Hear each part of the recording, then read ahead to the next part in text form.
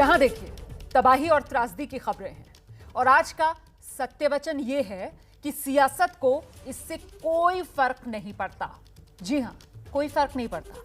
हर कोई बस अपना अपना सत्य बताता है। सरकार के जो दावे हैं वो उसका सत्य है, विपक्ष के जो आरोप हैं वो उसका सत्य है, अधिकारियों के आंकड़े उनका सत्य है। मगर इस सब के बीच जनता का सत्य वचन कहीं खो सा जाता है, जिसे सामने लाना अब हमारी जिम्मेदारी है। और सत्य वचन यह है कि 4 लाख के करीब केस, 4000 लिखित मौतें हर 24 घंटे में, मानो देश की नियति ये बन चुकी है। संकट की इस घड़ी में विपक्ष के सवालों का जवाब भी सरकार की तरफ से सवालों से ही दिया जा रहा है। मगर समझ नहीं आता सवाल का जवाब आखिर सवाल कैसे हो सकता है। क्या विनम्रता से जवाब देना ये देश भूल गया है? क्या गलतियों से सीखना सरकार भूल गई है? हर बात का हल कोर्ट से निकल रहा है और केंद्र सरकार है कि कोर्ट कोई हलफनामा देकर कह रही है हमारे मामले में टांग ना अड़ाएं। यह भी अपने आप में बड़ा अजीब, क्योंकि अगर सरकार अपना काम ढंग से कर रही होती तो भला कोर्ट को क्यों बीच में ऑक्सीजन दिलाने के लिए आना पड़ता। सत्य वचन तो यह है साहब कि सिस्टम कोलैप्स है और उसे सुधारने की बजाय राजनीति हो रही है। सरकार से उम्मीद लगाए लोगों की जान जा रही है और सरकार क्या ही कर रही है।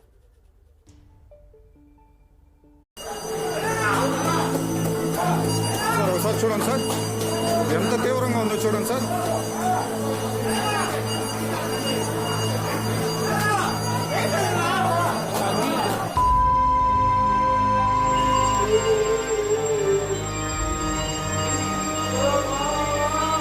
चार लोग 6 से 7 घंटे में 4 लोग खत्म हुए।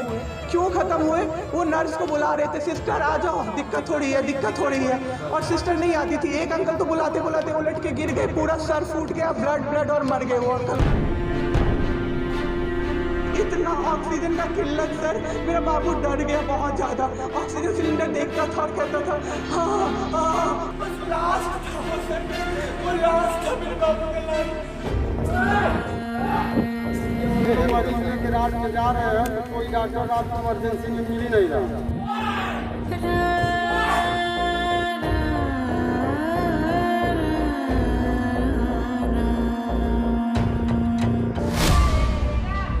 मातमों के दौर में जिंदगी का ठौर का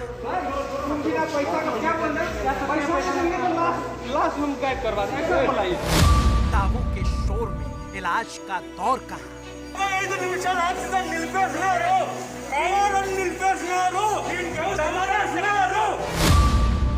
आंकड़ों के तोड़ में मौत का जोड़ कहाँ।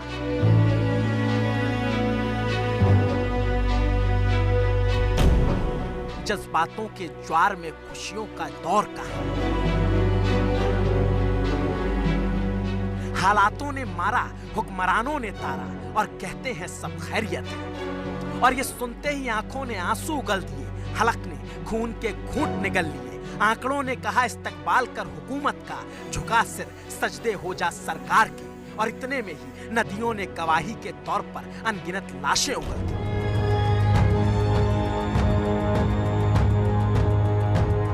और कह दिया लो देख लो जिंदगी के बाद का तमाशा, लो देख लो मौत के बाद जन्नत के ख्वाब का खुलासा।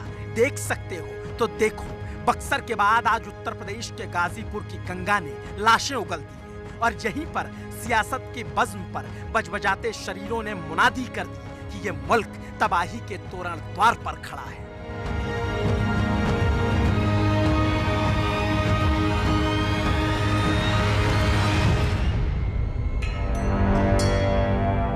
नदी है खून से रंगी, लाशों का सफीना है, जहन में खौफ सा मंजर, माथे पर पसीना है। और ऐसी स्थिति में कंठ कांपते हैं व्यथा बताते बताते, जहन कौंधते हैं तस्वीर दिखाते हुए, लाशें गिनाते हुए, मौत का मंजर सुनाते हुए। कहते हैं मौत के बाद मोक्ष मिल जाता है, मगर यहाँ तो इज्जत की जिंदगी छोड़िए साहब, सलीके की मौत भी मयस्सर नहीं।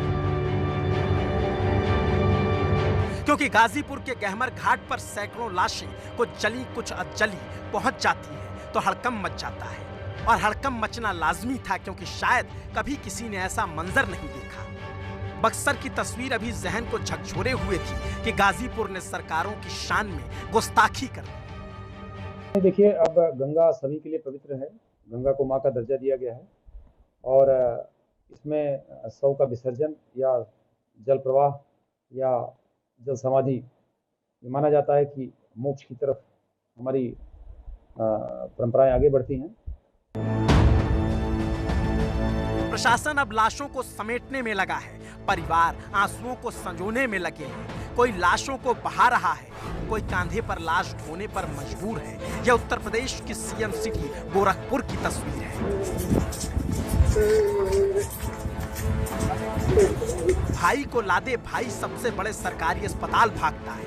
स्ट्रेचर ना मिला तो कंधे पर लादता है, मगर उसकी सांसें उखड़ने से नहीं रोक पाता। यही सरकार का सिस्टम है।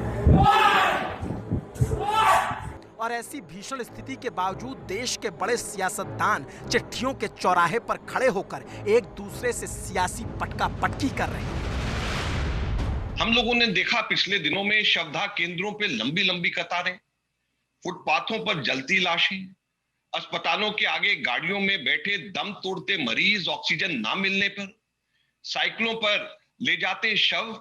लड़के की उम्र हो गई, दुल्हन ढूंढो दुल्हन ढूंढो, और जब दुल्हन ढूंढी जाती हैं लड़कियां हैं तो नाक नुक्स निकालना कि ये ऐसी है वैसी है, मुझे शादी नहीं करनी। लेकिन उसके बाद में वो दुल्हन के लिए घूम रहा है क्योंकि अब उस उम्र की महिलाएं बची ही नहीं है। वही हालत इन लोगों की है। इस त्रासदी में भी सत्ता और विपक्ष का तालमेल नहीं है। विपक्ष के सवालों का जवाब सत्ता सवालों से दे रही है। और यह हाल तब है जब कोरोना 7वें आसमान पर और मौतें पाताल के गर्त तक पहुंच चुकी हैं। क्योंकि मार्च महीने में 10.5 लाख केस आए, मौतें हुए 5,427, यानी हर रोज औसतन 175 लोग कोरोना से मरे। अप्रैल में यह आंकड़ा भयानक तरीके से बढ़ा, 66 लाख से ज्यादा केस आए, मौतें हुई 45,862, यानी औसतन हर दिन 1,529 लोग बेमौत मारे गए। मई का हाल तो और बुरा हुआ, मात्र 10 दिन में केस आए 42 लाख से ज्यादा और 10 दिनों में ही लिखित तौर पर 41,662 लोग मारे जा चुके हैं, यानी हर रोज औसतन 3787 लोग कोरोना और इलाज के अभाव में मर रहे हैं। और यकीन मानिए, ये आंकड़े सरकारी, हकीकत इससे कोसों दूर है। आलम यह है कि कब कौन किसका साथ छोड़ दे किसी को नहीं पता। और ऐसी स्थिति में सोचिए जरा कि देश आज कहां खड़ा है, आंकड़े कितने सच हैं, क्योंकि अस्पतालों की हालत किसी से छिपी नहीं।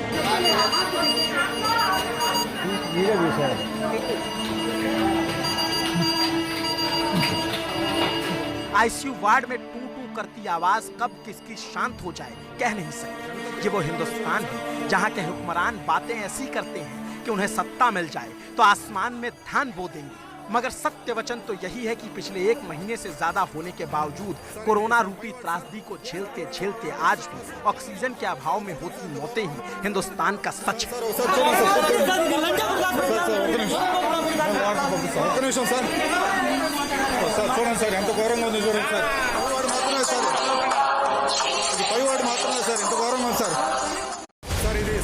आंध्र प्रदेश के तिरुपति में सिर्फ 5 मिनट के लिए ऑक्सीजन टैंकर लेट हुआ, 11 सांसें तत्काल थम गई।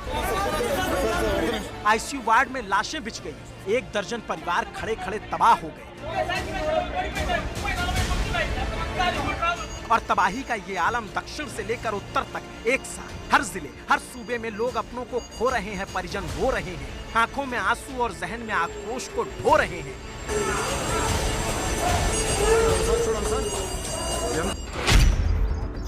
उत्तर प्रदेश का बागपत भी इससे अछूता नहीं है। बागपत के खेड़का में अपनी मां को खो चुके एक बेटे की व्यथा और ये चीखने चिल्लाने को मजबूर इसलिए हुए क्योंकि गांव में इलाज नाम की चीज नहीं। गांव में सर्दी खांसी बुखार रूपी कोरोना लाइलाज हो चला है। पूरी रात सोती रही, पूरे दिन सोती रही, ना खाना टाइम पे मिल रहा, ना बहुत लापरवाही हो रही है।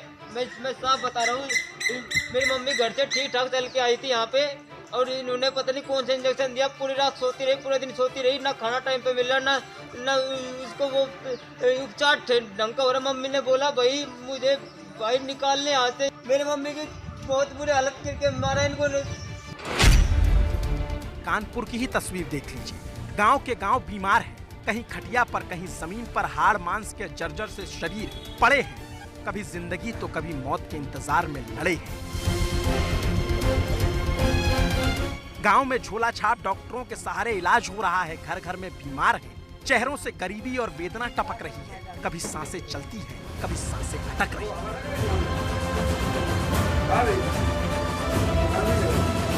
पर हालात कैसे हैं ये खुद गांव वालों से सुन लीजिए, हम क्या बताएं। उत्तर प्रदेश के ग्रामीण इलाकों में कोरोना का संक्रमण तेजी से फैल रहा है। मैं इस वक्त कानपुर के रामनगर गांव जो बगदौधी बांगर ग्राम पंचायत इलाके में आता है उस जगह खड़ा हूँ। जो है वहाँ फ़ोन किया था तो एक बार तो फ़ोन उठाया गया और उसके बाद कोई आवाज़ नहीं आई। दोबारा फ़ोन किया तब वो बोले वो डोलो आप खा लीजिए। और उसके बाद जब हम पॉजिटिव हुए तो जो है उसके बाद हम होम क्वारंटाइन हुए। क्योंकि हमें शुगर था तो शुगर मेरी बढ़ गई, उसकी वजह से लंग्स में इन्फेक्शन हो गया। लेकिन गवर्नमेंट का कोई जो है उसमें रोल नहीं, ना सैनिटाइजेशन हुआ ना कुछ हुआ। सिंगल फ़ोन आज दिन तक नहीं आया। स्थिति हमारे गांव की जितनी खराब है, हमारे गांव में कम से कम 20 आदमी तो मर चुका है। यहाँ 20 आदमी, मेरे चाचा जी स्वयं गुजर गए, समझे। और मेरा चचेरा भाई अब भी रामा में एडमिट है। आज 14वां-13वां दिन है उसका। और कोई सुविधा गवर्नमेंट की तरफ से तो कोई है ही नहीं। यहाँ कोई आया था? यहाँ हाँ, यहाँ नहीं, यहाँ पे 2 बार लोग आए, दोनों बार 20-20 लोगों की टेस्टिंग हुई। लेकिन जब गांव की आबादी करीब 5000 है तो 5000 की आबादी में 2 बार आके 20-20 की टेस्टिंग मेरे हिसाब से बिल्कुल सफिशिएंट नहीं है। अभी तो हर घर में 1-2 लोग पॉजिटिव निकलते हैं। सरकार कहती है गांव में जांच चल रही है और कानपुर के रामनगर गांव के लोग कहते हैं सरकार झूठ बोल रही है। खटिया पर पड़े ये बाबू, सांसों के लिए लड़ती है अम्मा, ये जवान, ये बच्चे सब कह रहे हैं सरकार जो कहती है वो होता नहीं, सरकार जो कहती है वो करती नहीं। खटिया पर ड्रिप लगी है और स्वास्थ्य व्यवस्थाएं झोला छाप डॉक्टरों के अंटे में पड़ी। चौबेपुर ब्लॉक का बैदानी गांव है और यहाँ रहने वाले अग्नोत्री परिवार में कई लोगों को कोरोना का संक्रमण हुआ है। सामने जो शख्स खड़े हैं वो भी कोरोना संक्रमित हैं। हम उनसे दूर से बात करके और समझेंगे कि आखिरकार किस तरह की मदद उनको मिल रही है। हमें 20 तारीख को संक्रमण हुआ था। 20 अप्रैल फीवर, हाँ फीवर मुझे 15 तारीख से आ रहा था। 20 तारीख को जांच कराई थी, RT-PCR कराई थी, लेकिन वो 1 सप्ताह बाद रिपोर्ट आई। साथ में हमने एक एंटीजन भी कराया जिसमें हमारी रिपोर्ट निगेटिव आई थी। लेकिन सिम्टम्स होने की वजह से हमने अपने आप को क्वारंटीन कर लिया था। नहीं, अभी तक कोई टीम नहीं आई। हमने कई बार जांच के लिए भी कहा, रिक्वेस्ट की, 1076 पे भी कॉल की, 1800 180 59 51 पर भी कॉल की, कई नंबरों पे कॉल करके रिक्वेस्ट की कि हम और हमारे संपर्क में आए हुए लोगों की जांच की जाए, मोहल्ले की जांच की जाए, जिससे जिनको भी संक्रमण की स्थितियां हैं उनकी दूर की जाए, उनकी पता किया जाए। सैनिटाइजेशन वगैरह हुआ यहाँ पर?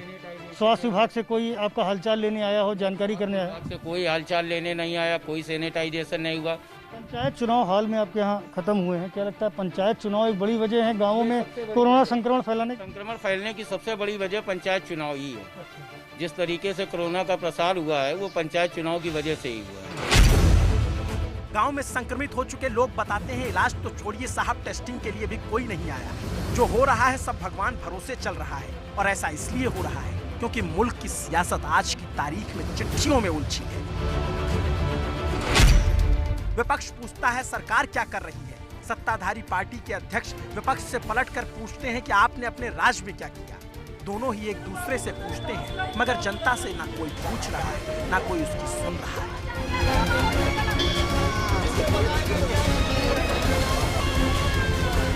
अपनों के ना होने का दर्द, सपनों के खोने का दर्द वही समझ सकता है जिसने ये व्यथा झेली हो। मगर ये सारी चीजें सियासत की समझ से परे हो चली। पिछले दिनों कांग्रेस अध्यक्ष सोनिया गांधी ने मोदी सरकार को हालात का जिम्मेदार बताते हुए कसूरवार ठहराया और पूछा कि इस महामारी के दौरान सरकार क्या कर रही थी। तो सत्ताधारी बीजेपी के अध्यक्ष ने पलटकर 4 पन्ने की चिट्ठी लिखी और पूछा 70 सालों में आपने क्या किया।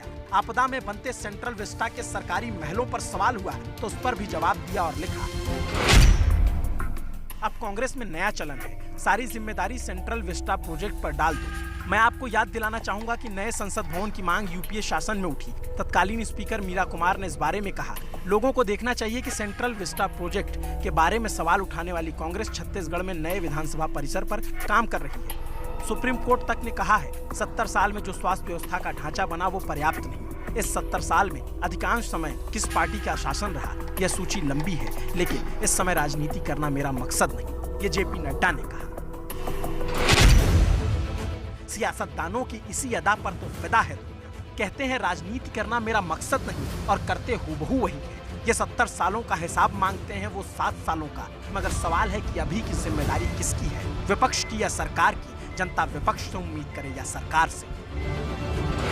यह सरकार की रूलिंग पार्टी के अध्यक्ष आज सोनिया जी को चिट्ठी लिख करके जिस अहंकार पूर्वक जवाब उन्होंने दिया, आज हम सब लोगों का शर्म से झुक जाना चाहिए। जिस प्रकार से चिट्ठी उन्होंने लिखी, आज जब देश के अंदर पवित्र गंगा के अंदर 150 के करीब लाशों को तैरते हुए पूरी की पूरा देश देख रहा है। अगर हाथ बढ़ाओ तो दोस्ती का बढ़ाओ, ताकत देने के लिए बढ़ाओ, धक्का देने के लिए नहीं। और दूसरी बात, ये वो लोग बन गए हैं जो केवल नकारात्मक राजनीति करते हैं। अगर ऑक्सीजन भी आ रहा होगा तो पाइप पे पैर रख देंगे कि अगर एक और मौत हो जाएगी तो इन राजनीतिक गिद्धों को राजनीति करने का मौका मिल जाएगा। तो देश का एक सवाल तो 22,000 बनता है। करोड़ का नया संसद भवन और प्रधानमंत्री जी का एक सपनों का महल, उनका आवास रद्द क्यों नहीं हो सकता? क्यों वही पैसा आज ऑक्सीजन, वेंटिलेटर, वैक्सीनेशन पे नहीं लगाया जा सकता?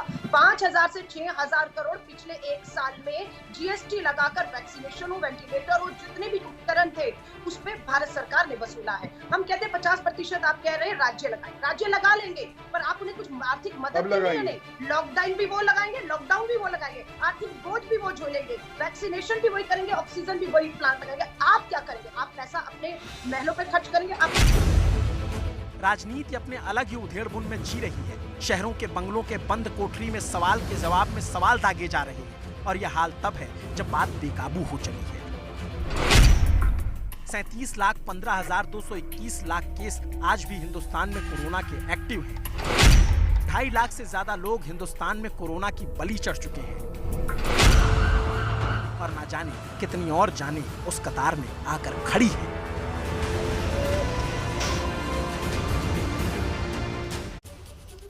तो अब सुनिए सत्य वचन, आप मरे तो मरे, सरकारों की सेहत पर इससे कोई फर्क नहीं पड़ता।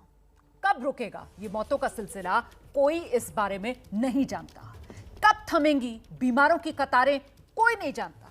मगर सत्य वचन तो यह है कि आईएमए से लेकर देश दुनिया के तमाम बड़े स्वास्थ्य संगठन हिंदुस्तान में संपूर्ण लॉकडाउन की वकालत कर चुके हैं, लेकिन केंद्र की मोदी सरकार संपूर्ण लॉकडाउन लगाने को तैयार नहीं है। राज्य की सरकारें आंकड़ों के जरिए दावा कर रही हैं कि संक्रमण दर तो कम हो रही है, लेकिन सत्य वचन यह है कि टेस्टिंग ही कम कर दी गई। उदाहरण के तौर पर 3 राज्यों की कहानी जरा जान लीजिए विस्तार से आंकड़ों के जरिए। शुरुआत महाराष्ट्र से। 30 अप्रैल की तारीख 2,90,000 टेस्ट, 2,90,260 टेस्ट हुए, 62,919 मरीज मिले। इसके बाद 10 मई का आंकड़ा घट गया, क्योंकि सिर्फ 10 मई को 1,92,330 टेस्ट हुए, जिसमें 37,236 मरीज मिले। टेस्टिंग घटा दी, कोरोना के केस तो अपने आप ही कम हो जाएंगे। दिल्ली का हाल जानिए। दिल्ली में 30 अप्रैल को 82,745 टेस्ट हुए, 27,047 मरीज मिले। 10 मई का आंकड़ा देखिए, घट गया, क्योंकि सिर्फ 66,234 टेस्ट हुए, 12,651 मरीज मिले। यही हाल देश के सबसे बड़े सूबे उत्तर प्रदेश का भी है। 30 अप्रैल को 2,44,167 टेस्ट हुए, 34,372 मरीज मिले। इसके बाद 10 मई टेस्टिंग घटी, 2,15,633 टेस्ट हुए, 21,237 मरीज मिले। यानी यूपी में भी टेस्टिंग घटी, मगर महाराष्ट्र और दिल्ली के मुकाबले कम घटी।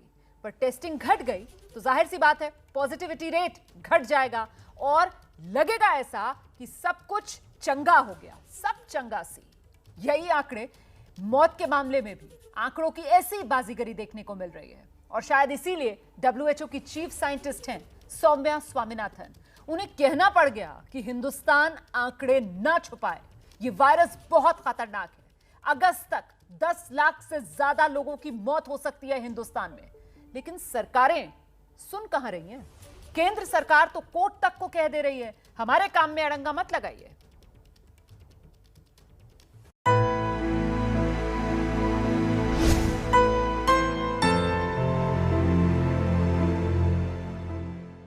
एक आंसू भी हुकूमत के लिए खतरा है। तुमने देखा नहीं आंखों का समंदर होना। और सत्य वचन यही है कि हिंदुस्तान की आंखें समंदर हो चली हैं, पलकें दरिया बन चुकी है और सरकार है कि समझने का नाम नहीं ले रही। ना तो वक्त रहते कदम उठाए गए, ना तो इलाज दे पाए और ना ही अब संपूर्ण लॉकडाउन लगाया जा रहा है। और ऐसी स्थिति में संक्रमण की चेन टूटने का नाम नहीं ले रही। हालात बद से बदतर हुए तो बीच में सुप्रीम कोर्ट तक को आना पड़ा और दिल्ली जैसे सूबे को ऑक्सीजन के लिए 2 हफ्ते कोर्ट में लड़ना पड़ा। इतने में कितनी जाने गई कह नहीं सकते। और जब कोर्ट ने कहा कि तीसरी लहर से पहले बच्चों को टीका लगाना होगा तो पलटकर मोदी सरकार ने हलफनामा देकर कह दिया सरकार की टीकाकरण नीति अनुच्छेद 14 और 21 के अनुरूप है, इसमें सुप्रीम कोर्ट को दखल नहीं देना चाहिए।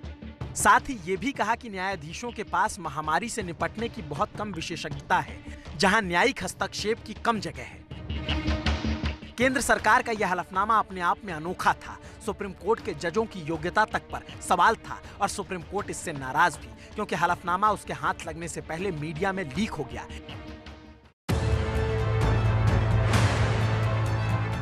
लेकिन सवाल यहाँ ये भी है कि अगर सरकार अपना काम ढंग से कर रही होती तो कोर्ट को दखल देने की जरूरत ही क्या पड़ती। मगर बार बार कोर्ट को बीच में आना पड़ रहा है। आज दिल्ली हाई कोर्ट ने फिर कोरोना के हालात पर सुनवाई की और कहा सरकार को देखना होगा कि वो किस तरीके से राहत देने की शुरुआत करती है, क्योंकि इसमें काफी सावधानी बरतनी होगी। इस पर एक वकील ने कहा हम सब भी इसके लिए जिम्मेदार हैं, क्योंकि हमने भी सावधानी बरतनी कम कर दी थी। कोर्ट ने कहा इसको बढ़ावा देने में सरकारें भी जिम्मेदार हैं। कभी चुनाव तो कभी कुंभ जैसे मेले हो रहे थे।